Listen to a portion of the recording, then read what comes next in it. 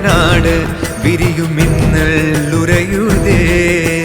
கங்கை தலையில் சூட எரியும் சினமும் கரையுதே.